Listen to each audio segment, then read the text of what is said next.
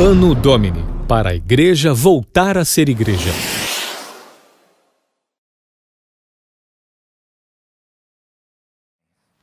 Então, o nosso tema hoje é o que é o batismo no Espírito Santo.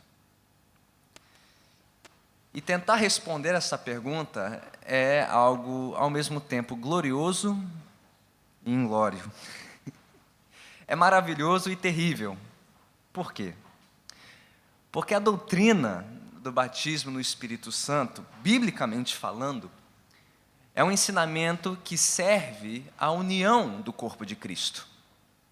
É algo que deveria nos unir em torno de um propósito em comum, de uma visão em comum da vida com Deus, a vida no Evangelho, no serviço ao Senhor como igreja. Porém, historicamente falando, essa é uma das doutrinas que mais tem dividido a igreja, principalmente desde o nascimento do movimento pentecostal moderno no início do século XX. Então temos esse dilema. Uma doutrina que deveria unir irmãos e irmãs na fé, biblicamente falando, é uma doutrina que tem dividido a igreja, especialmente ao longo dos últimos 100 anos. Então o nosso propósito aqui nesta manhã é este. Primeiro, expor brevemente as interpretações históricas divergentes dessa doutrina. Ou seja, como a igreja tem se dividido a partir dessa pergunta, o que é o batismo no Espírito? Segundo, expor o testemunho bíblico convergente acerca deste fenômeno. E, por fim, concluir com algumas aplicações para o ensino da igreja e a nossa caminhada cristã. Todos prontos?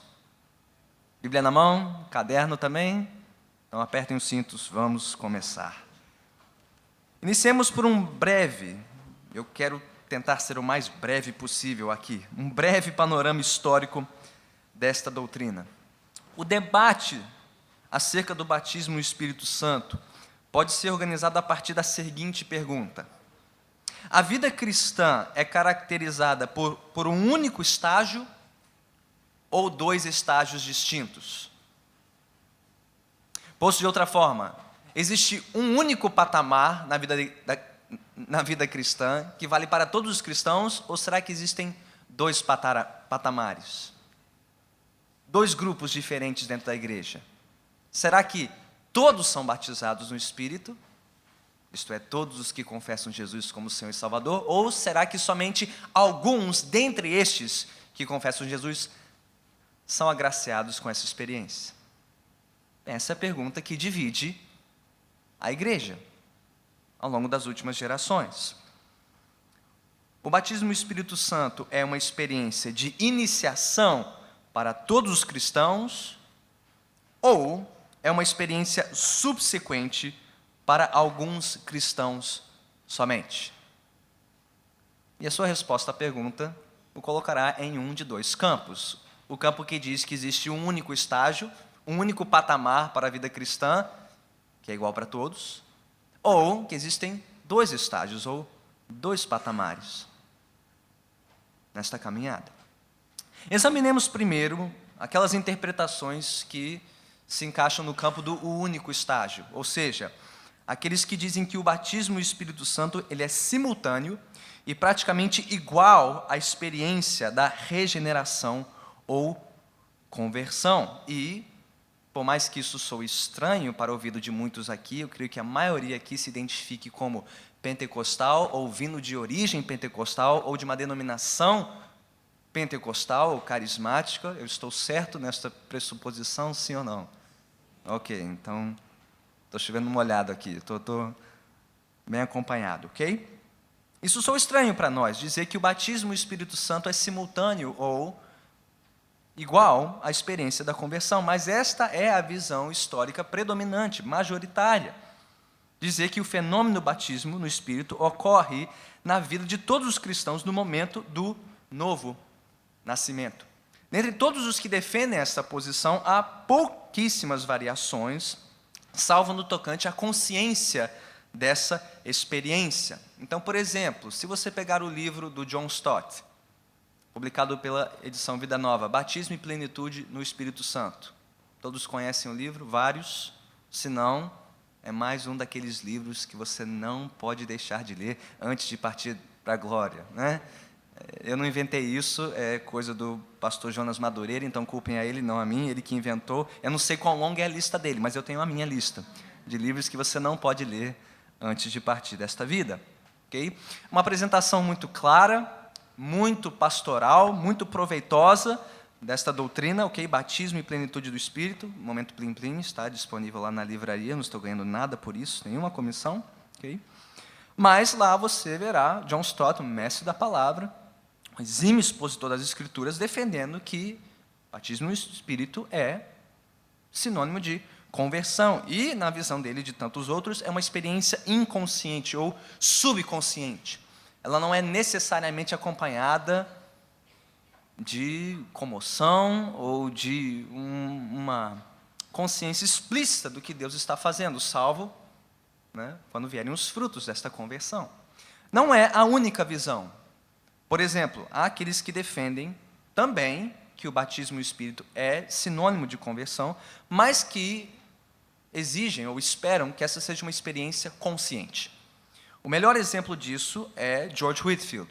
Muitos já ouviram falar de George Whitefield, famoso evangelista, calvinista. Você não precisa escolher entre um e outro, você pode ser um calvinista e um fervoroso evangelista. Whitefield é o melhor exemplo disso no século XVIII, contemporâneo de John Wesley, um evangelista arminiano, salvo pela graça de Deus, um servo do Senhor, okay? Contemporâneo de Jonathan Edwards também, mas Whitefield, ao falar da sua própria experiência de conversão e ao identificar isso com o batismo no Espírito, disse que essa era uma experiência consciente, experimentar algo que mexeu com ele, com sua mente, com o seu coração e, consequentemente, com todo o seu ser, toda a sua caminhada.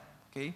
Então, essas são algumas poucas variações dentro deste campo majoritário, histórico, tradicional, que diz que o batismo no Espírito Santo é equivalente à conversão. A única diferença é se essa é uma experiência nítida, consciente, palpável ou não.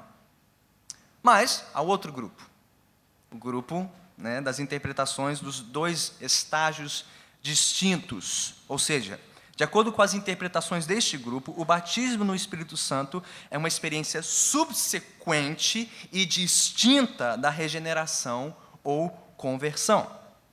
Embora exista uma enorme variedade de interpretações desse fenômeno pós-conversão, e eu vou mencionar apenas 5, só para entendermos quanto divergimos a respeito deste assunto. Ou seja, mesmo aqueles que defendem que o batismo no Espírito Santo é uma experiência ou fenômeno pós-conversão, divergem entre si sobre o que exatamente é isso.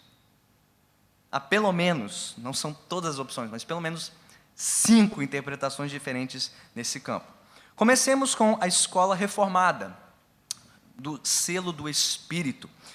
Esse é um pensamento representado nas obras de alguns puritanos, Richard Sibbes, Thomas Goodwin, mais famosamente John Owen, e mais recentemente Martin Lloyd-Jones, famoso pregador da Abadia de Westminster no século passado.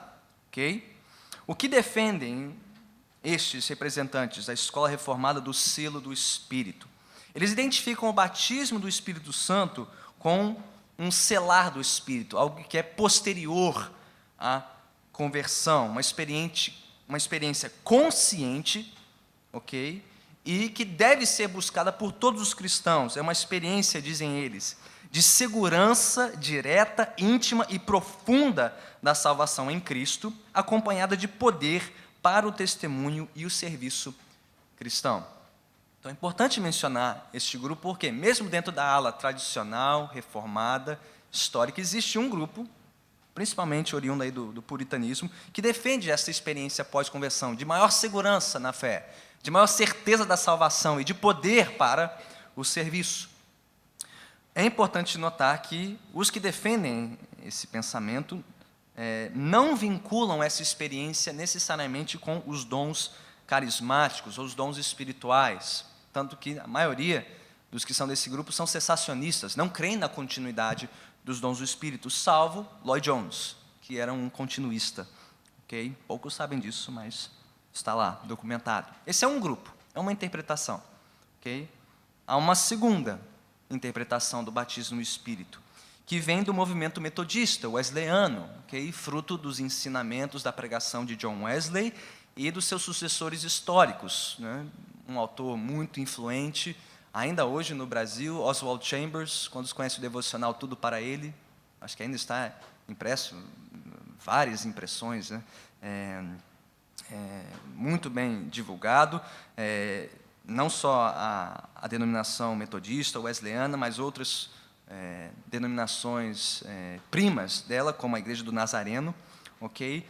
São herdeiras do ensinamento de John Wesley. O que John Wesley pensava e ensinava? John Wesley cria que, além da experiência de conversão, de salvação, existia uma segunda experiência, que ele chamava de inteira santificação.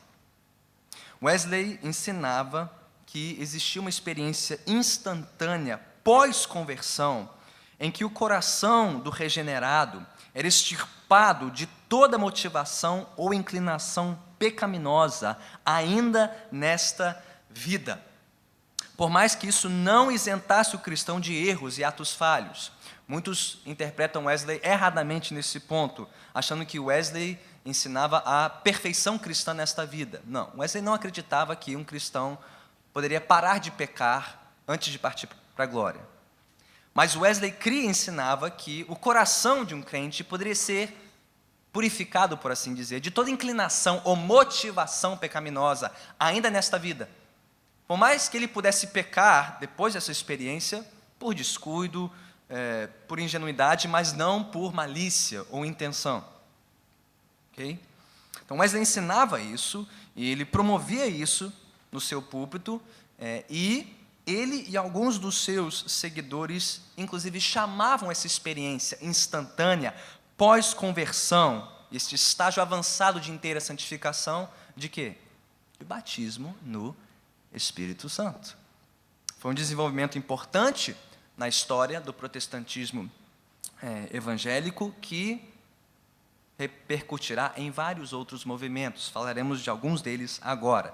Então, o movimento metodista wesleyano é essa segunda vertente aí do entendimento do batismo no Espírito. Uma terceira vertente é o movimento Keswick de santidade, nascido na Inglaterra, mas que teve repercussão nos Estados Unidos, ok? Wesley, só para nos situar aí na história, né? Voltando um pouquinho, escola reformada, puritanos, século XVII. Wesley, movimento wesleyano, século XVIII. Já no século XIX, estamos avançando aí na história. Mais para a segunda metade deste século, né, coincidente aí com o segundo grande avivamento nos Estados Unidos, tanto na Inglaterra como nos Estados Unidos, surgiram movimentos de santidade, movimentos holiness. Quantos já ouviram falar em igrejas holiness, ou igrejas promotoras da santidade, nessa essa herança do ensinamento de Wesley, de uma busca por inteira santificação, de um estágio superior de purificação de vida, ok? Mas que foi um pouquinho além do que Wesley ensinou.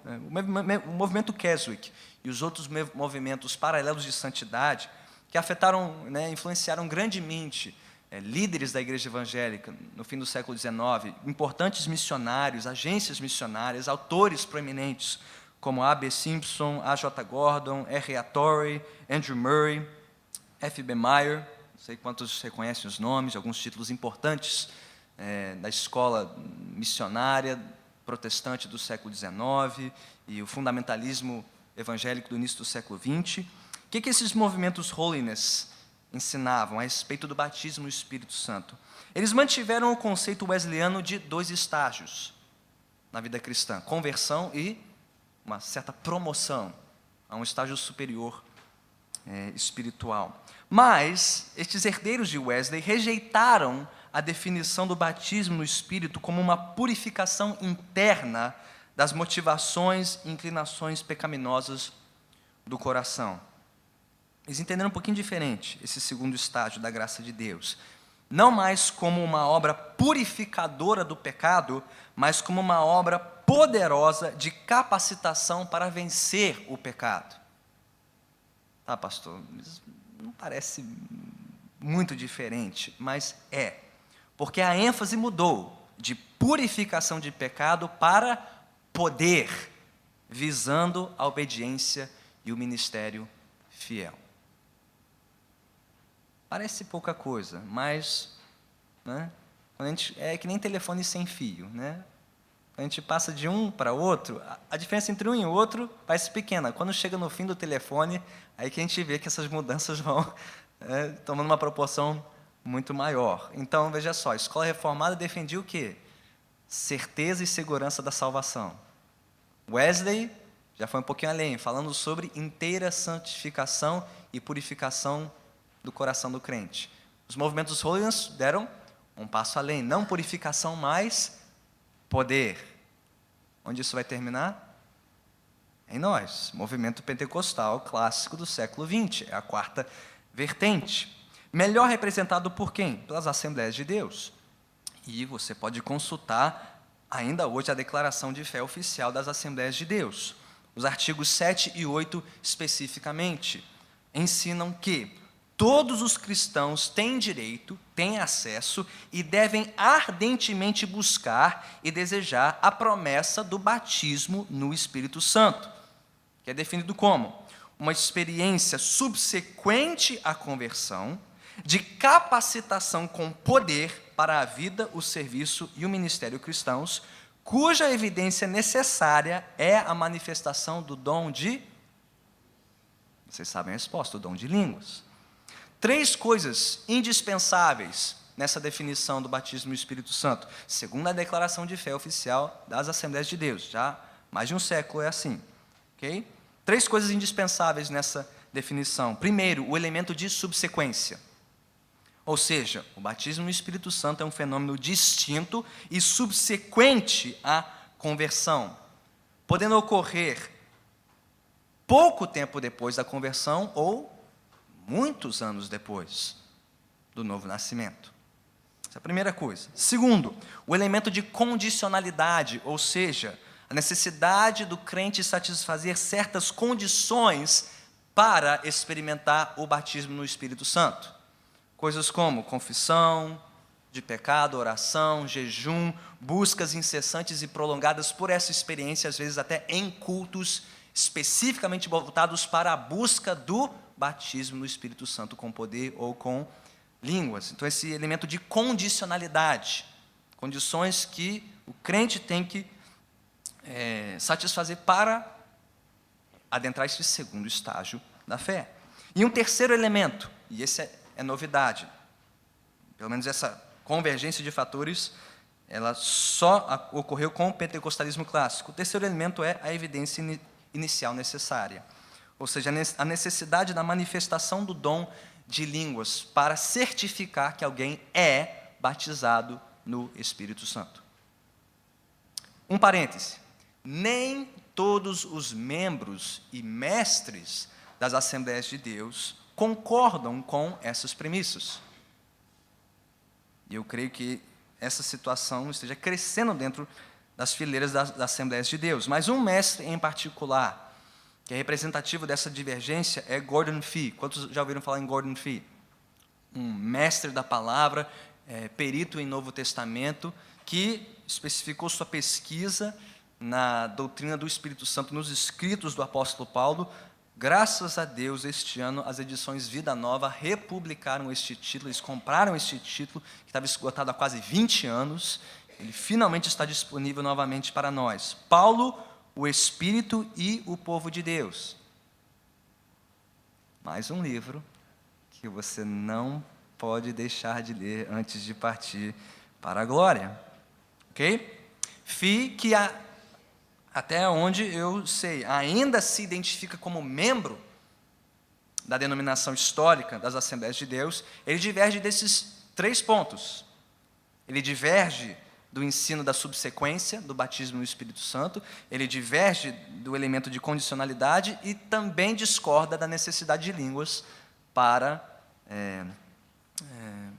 certificar de que alguém é batizado no Espírito. Bem, para saber por que você precisa comprar o livro e estudá-lo. Vale a pena. Aliás, não sei se eu deveria dizer isso, mas se você só trouxe dinheiro para um livro, esse é o livro que você precisa comprar. Tem suficiente, não vai ter corre e briga no corredor, não, né? Espero que não. Se você tem o fruto do Espírito, eu espero que não. Ok, mas antes de fazermos juízos de valor nessa posição, ok? Como assim, pastor? Como chegamos a esse ponto no desdobramento histórico dessa doutrina? Por que o pentecostalismo clássico definiu assim o batismo no Espírito Santo?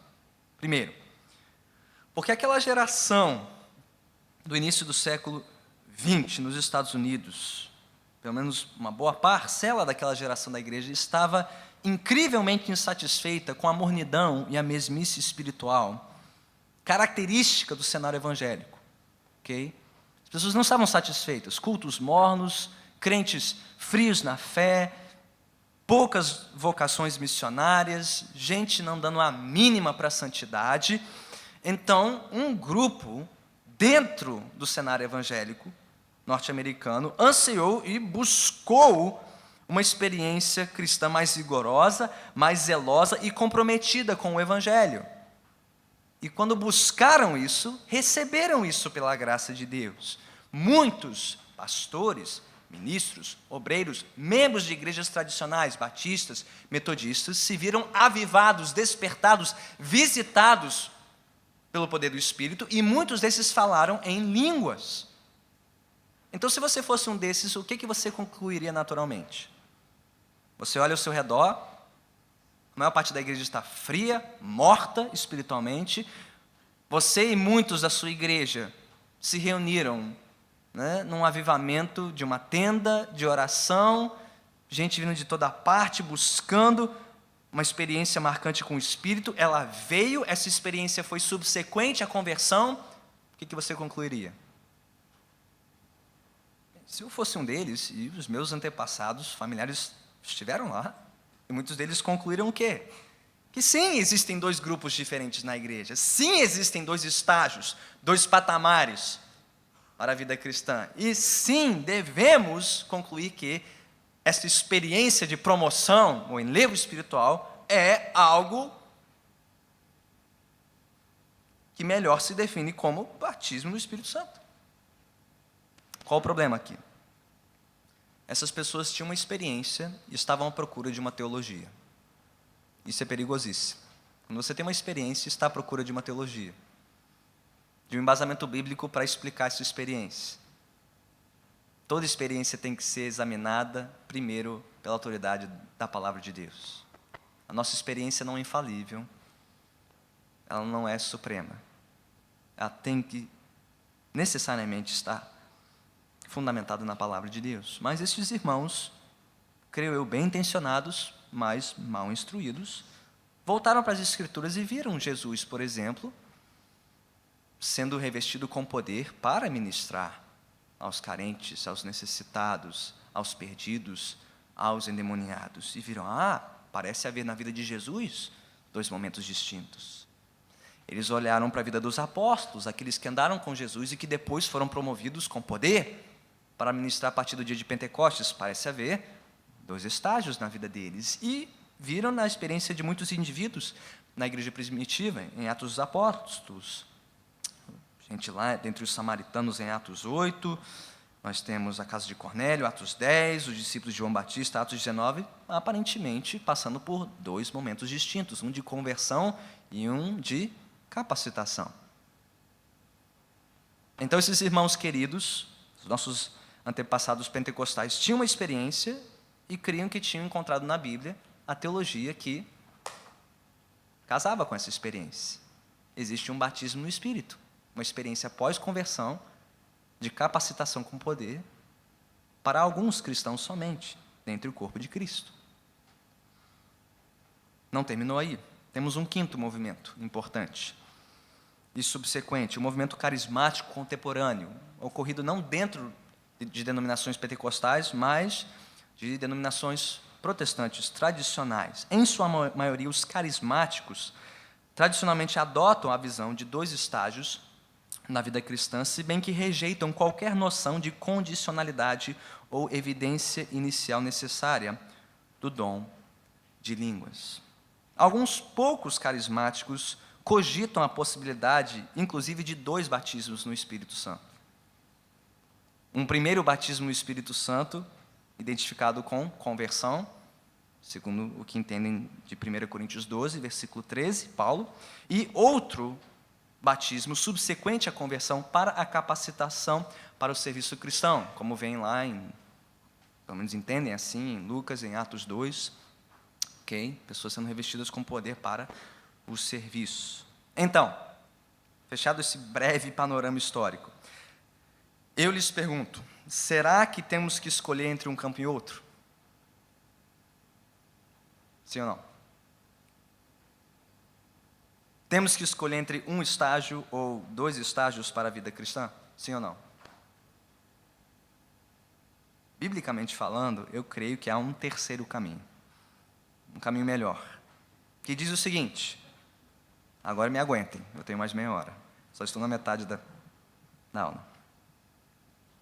Eu creio, porque a Bíblia ensina, que o batismo no Espírito Santo é uma metáfora que descreve o novo nascimento, conversão, salvação, que é a experiência carismática inicial por excelência. Confessar Jesus Cristo como Senhor e Salvador é, por excelência, obra sobrenatural do Espírito. É sinal de que você foi imerso, batizado na vida do Espírito. Logo, todos aqueles que são verdadeiramente convertidos, creio eu, e creio que Paulo esteja comigo, são batizados no Espírito Santo. Porque diz Paulo em Romanos 8:9, se alguém não tem o Espírito, este tal não é de Cristo. Ou 1 Coríntios 12:3, ninguém pode confessar Jesus Cristo é Senhor, senão pelo... Então, há um único estágio. Todo cristão genuinamente convertido é batizado no Espírito. Porém, existem, sim, múltiplas experiências subsequentes à conversão de preenchimento e capacitação para o testemunho e o serviço cristão, mediante a busca pelo Espírito e o derramamento do Espírito. Efésios 5:18. Não se embriaguem com vinho que leva à libertinagem, mas deixem-se encher pelo Espírito. Paulo escreve essas palavras a quem?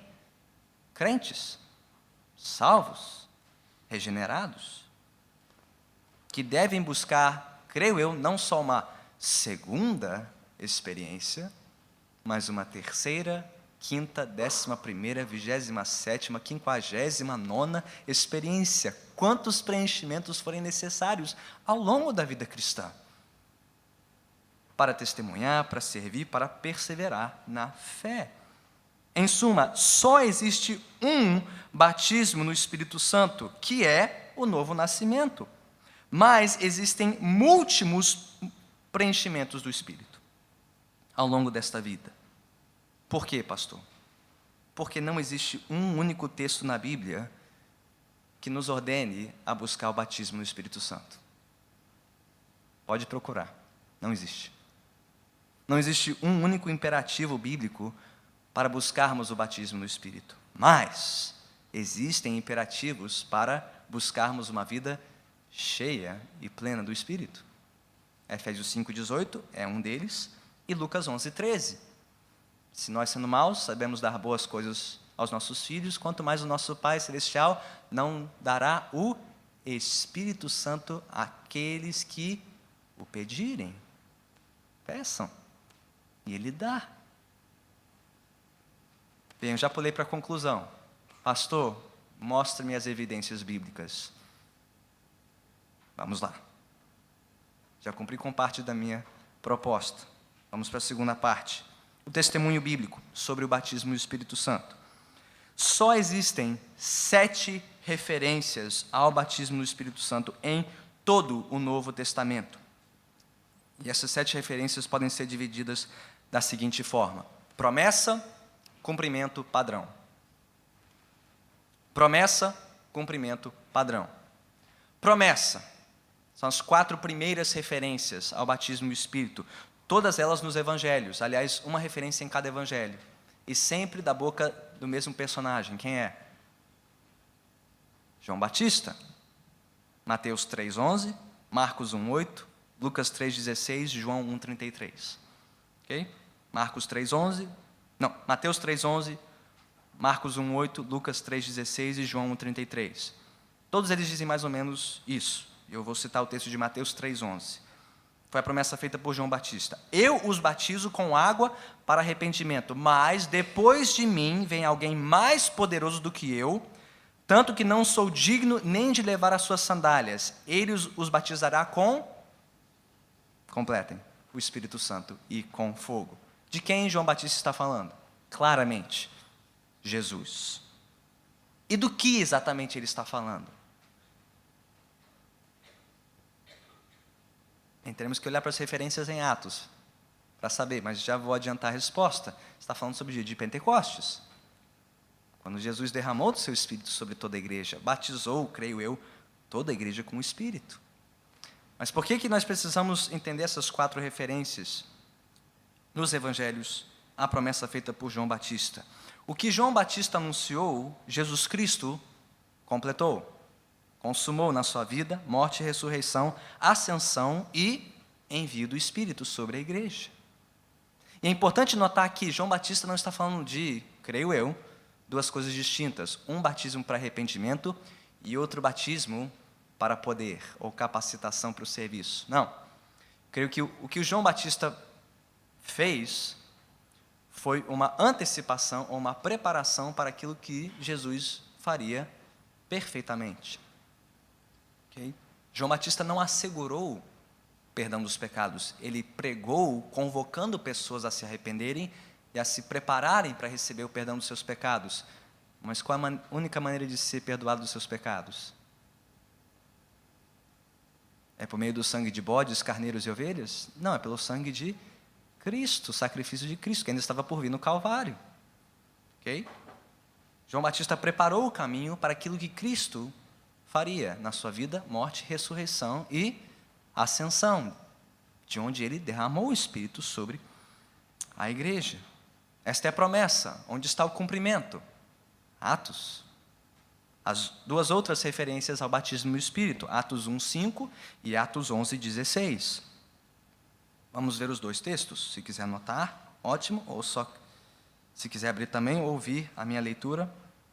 O que Atos 1:5 diz? Jesus pega a promessa feita por João Batista e a aplica aos discípulos, Atos 1:5. O que disse Jesus àqueles discípulos? Pois João batizou com água, mas dentro de poucos dias vocês serão batizados com o Espírito Santo. Ok? Ao que Jesus está se referindo? Dentro de alguns dias. Está falando de um cumprimento histórico, creio eu, único, da promessa feita por João Batista. Está falando sobre o quê? Dia de Pentecostes e o momento de transição na história da salvação e da igreja. Quando, da destra do Pai, Jesus derramaria o seu Espírito sobre toda a igreja. Então, olha só, as 4 referências nos evangelhos e esta primeira referência, Atos, todas apontam para um cumprimento histórico, único. Atos 2, dia de Pentecostes.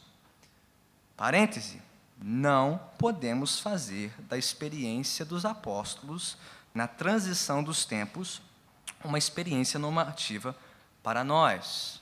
Leia-se, nascer de novo primeiro e depois ser revestido de poder para ministrar. Os apóstolos estiveram numa condição única e irrepetível na história da igreja. Eles estavam lá no momento de transição. E nós não podemos voltar na história. Nós não podemos experimentar o que eles experimentaram. Creio eu que se existe alguma experiência normativa no dia de Pentecostes, para nós, é a experiência daqueles 3.000 que se converteram.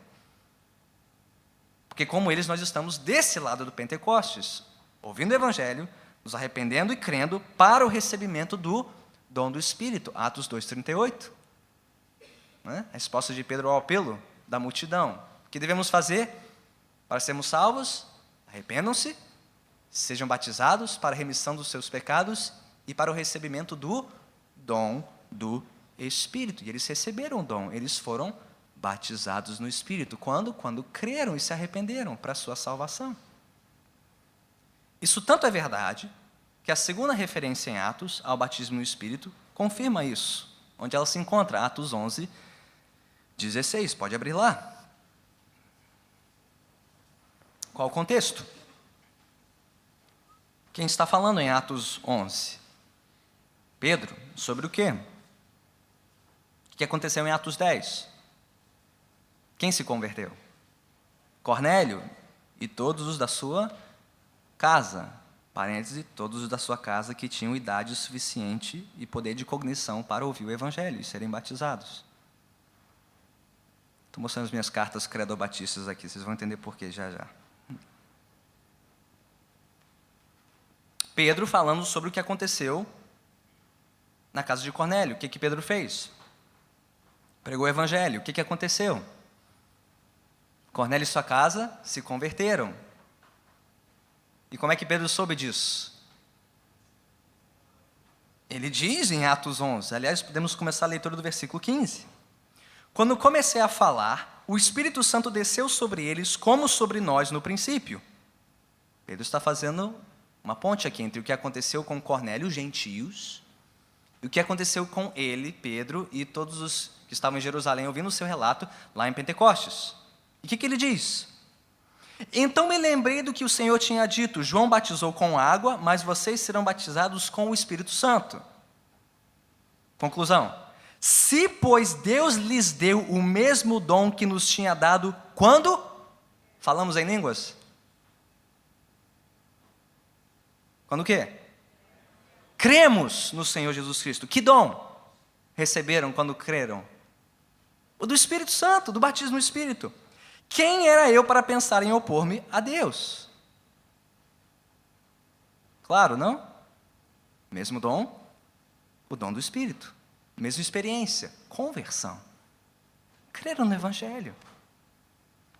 Aconteceu com eles em Pentecostes, com os judeus que estavam lá reunidos para a festa de Pentecostes, e aconteceu de novo com os gentios na casa de Cornélio. A mesma graça foi concedida aos gentios, quando eles também creram e receberam o batismo ou o dom do Espírito. Promessa, cumprimento, falta o que agora? Padrão, última referência bíblica existente ao batismo no Espírito. 1 Coríntios 12, versículos 12 e 13, pode abrir. Esse é o texto mais importante, é aqui que ficaremos no restante do nosso tempo. Ok? 1 Coríntios 12, versículos 12 e 13. Testemunho de Paulo. O que Paulo tem a dizer sobre o batismo no Espírito Santo? E não estamos privilegiando Paulo mais que os outros autores bíblicos. Por que esse texto é o padrão? E há boa razão para isso. Mais um parêntese. As promessas, ou a promessa feita por João Batista, relatada em todos os evangelhos, tinha um cumprimento único histórico. Qual é? Pentecostes.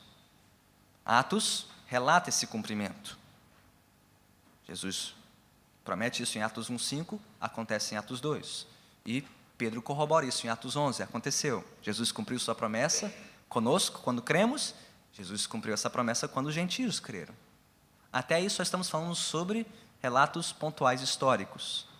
Já aqui em Paulo nós temos um ensino normativo para toda a igreja.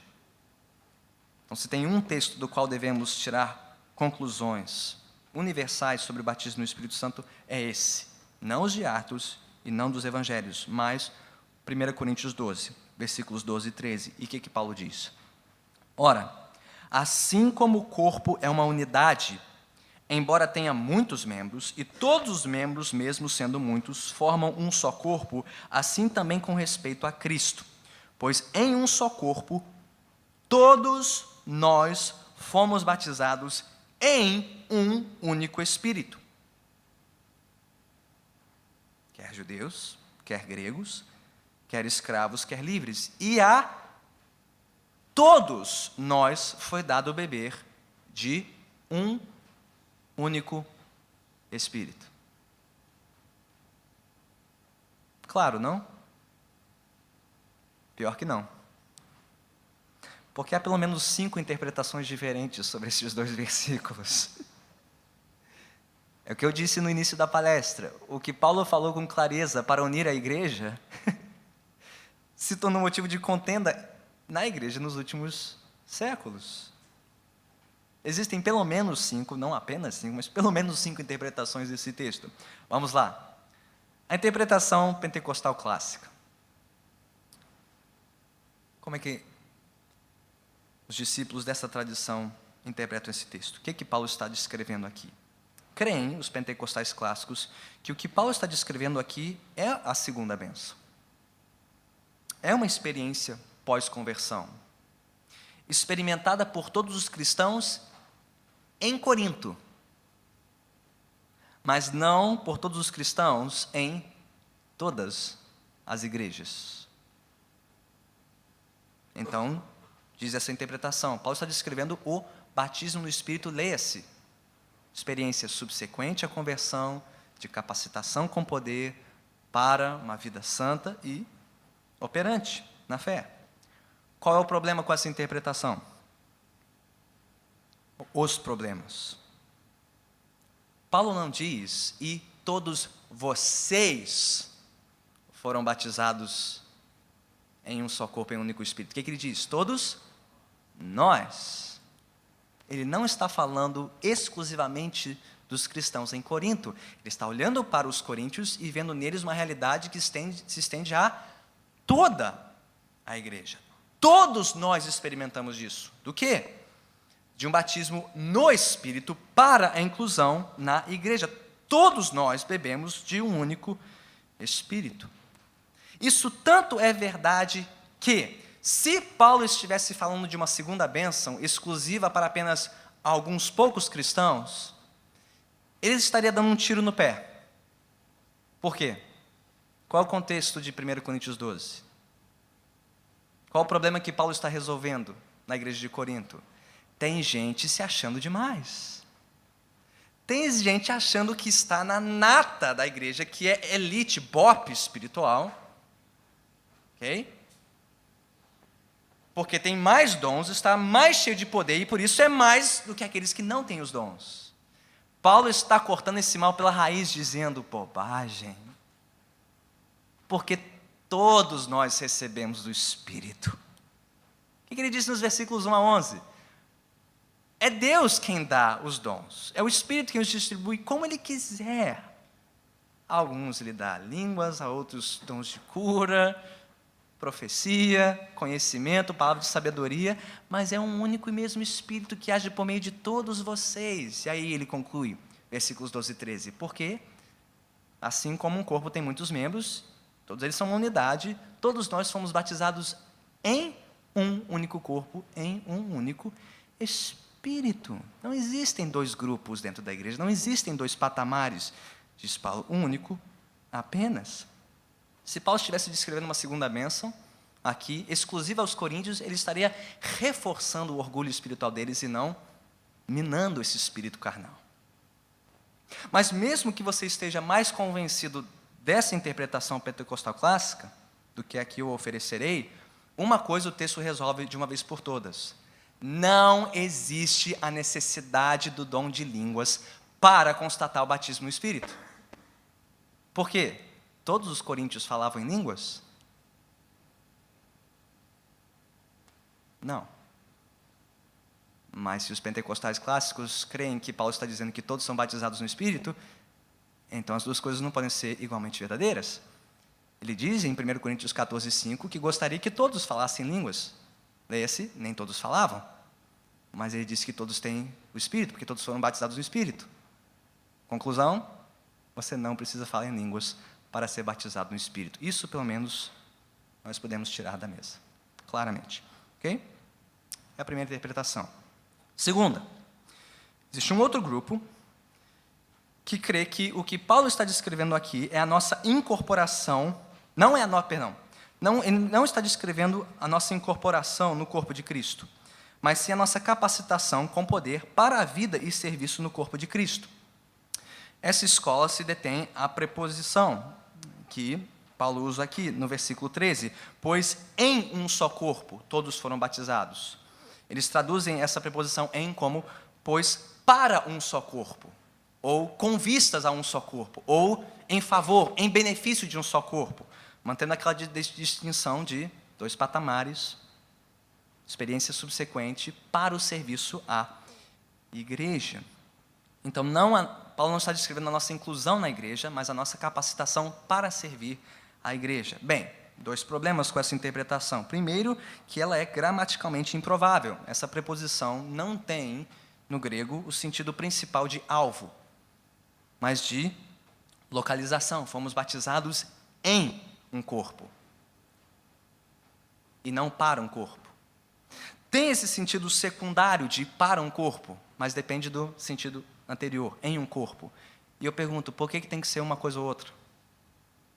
Porque, biblicamente falando, se você é um crente batizado na igreja, você foi batizado para a igreja, para servir a igreja, e não para ser um cavaleiro solitário dentro da igreja. Paulo não entenderia pessoas que foram batizadas na igreja, mas que não servem à igreja. É uma contradição para Paulo. Ele mesmo disse isso anteriormente no capítulo. Vocês todos são crentes? Vocês todos confessaram Jesus? Todos vocês têm o Espírito? Quer dizer que vocês foram capacitados para servir a igreja. Não existe crente que não serve. Se não serve, não presta. Talvez não seja crente, seja consumidor na fé. Mas Paulo desconhece essa categoria. Não, batizado na igreja, mas não batizado para a igreja. Não. Se você faz parte do corpo, você é membro do corpo e serve ao corpo. Ou não presta. E não é membro. Terceira interpretação. Há aqueles que dizem que Paulo sim está descrevendo o batismo pelo Espírito para a salvação, mas que nos outros textos da Bíblia que nós consultamos, há um outro batismo praticado por Jesus com poder para o serviço. Entenderam? Não. Paulo, aqui diz essa escola, está descrevendo conversão, salvação. Mas os outros textos de Atos mostram que Jesus é quem batiza uma segunda vez com poder para o serviço. De novo, o que esse grupo faz? Torce o sentido da preposição. Dizem que Paulo está dizendo que todos nós somos batizados em um único corpo pelo Espírito. Mas não é essa a preposição que Paulo usa. Ele usa a mesma, em um único Espírito. E há um problema teológico aqui. É sempre Jesus quem batiza com o Espírito. Não existem dois batismos. Jesus e o Espírito não vão competir pelos irmãos. O Espírito, você tem todos, mas Jesus tem só alguns aqui, né? Todo mundo é do Espírito, mas só alguns são de Jesus. Não faz sentido. É sempre Jesus quem batiza os crentes com o Espírito, para a inclusão na igreja. Okay? Há uma quarta interpretação possível, que diz que neste mesmo versículo 13, Paulo está descrevendo as duas experiências, tanto conversão inicial como capacitação para o serviço. Então volte para o versículo 13. Eles dizem que, pois em um só corpo, todos nós somos batizados em um único Espírito, quer judeus, quer gregos, quer escravos, quer livres. Dizem, não, isso é conversão. Mas, restante do versículo, e a todos nós foi dado beber de um único Espírito. Uma segunda experiência aqui. Não o ser batizado no Espírito, mas o beber do Espírito, ser mais cheio do Espírito. Isso é uma segunda experiência. Problemas? Porque Paulo está praticando um paralelismo aqui. Ele está fazendo as mesmas afirmações, ou tirando as mesmas conclusões de maneiras diferentes, ou com palavras diferentes, sobre o mesmo grupo. Está olhando para o mesmo grupo e dizendo, todos vocês foram batizados no Espírito, e a todos vocês, aliás, não todos vocês, todos nós foi dado de beber de um único Espírito. Ou seja, o que Paulo diz na primeira parte do versículo se aplica também à segunda. Ele só está usando palavras diferentes para descrever a mesma realidade. Que realidade, pastor? Bem, vem a quinta interpretação, que para mim é a mais plausível e a mais convincente. que Paulo está fazendo aqui em 1 Coríntios, capítulo 12, versículo 13? Ele está empregando duas metáforas expressivas: o batismo ou imersão no Espírito e o beber do Espírito, para descrever aquela experiência que nos une como membros do único corpo de Cristo. Que experiência é essa? Nossa salvação em Jesus. Por quê? Volte para o versículo 3 deste capítulo. Ninguém pode confessar Jesus como Senhor se não for pelo Espírito.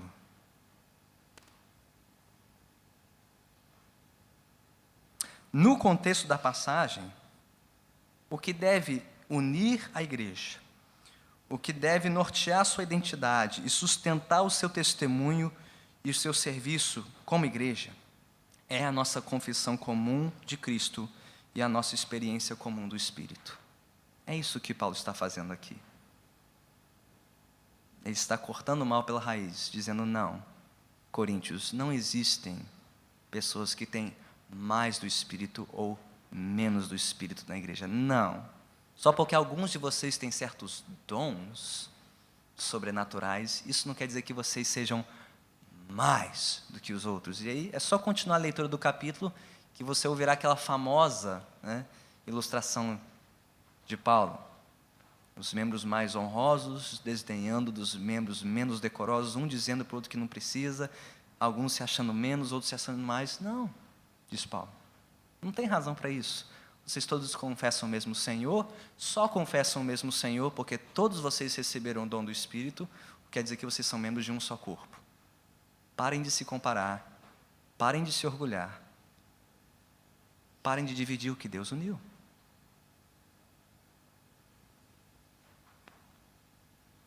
Em conclusão, o que tudo isso representa? O batismo no Espírito Santo, diz a palavra de Deus, é uma metáfora que descreve a nossa experiência com o Espírito no momento da nossa conversão.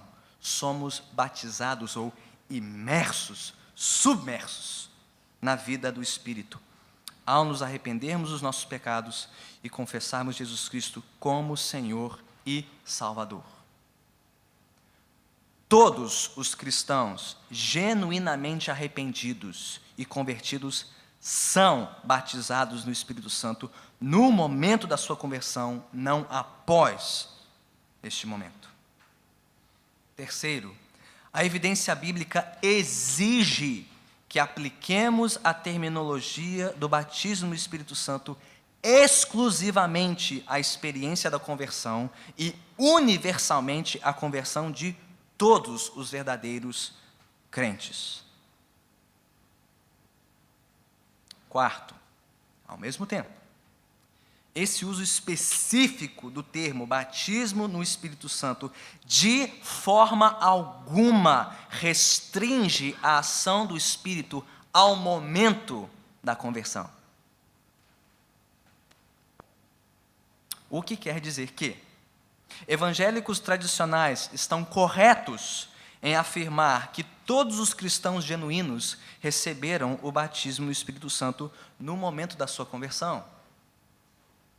Mas estes irmãos estão errados em negar a realidade e a necessidade de experiências subsequentes com o Espírito ao longo da carreira cristã, seja ela uma segunda experiência, terceira, 11ª, 29ª, 51ª. Nós, carismáticos e pentecostais, por outro lado, estamos corretos em afirmar a realidade e a importância de experiências subsequentes com o Espírito que capacitam, iluminam e transformam a nossa vida. Mas estamos errados em chamar isso de batismo no Espírito Santo. Pode chamar de plenitude do Espírito, preenchimento do Espírito, mas não de batismo no Espírito. O que quer dizer que todos nós temos do que nos arrepender nesta manhã. Todos. E todos nós temos o que confessar a Jesus nesta manhã. E todos nós temos o que pedir de Jesus hoje. Mais do Espírito. Mais da graça do Espírito Santo. Para vivermos mais para a sua glória, como igreja dele neste mundo. Anno Domini, para a igreja voltar a ser igreja.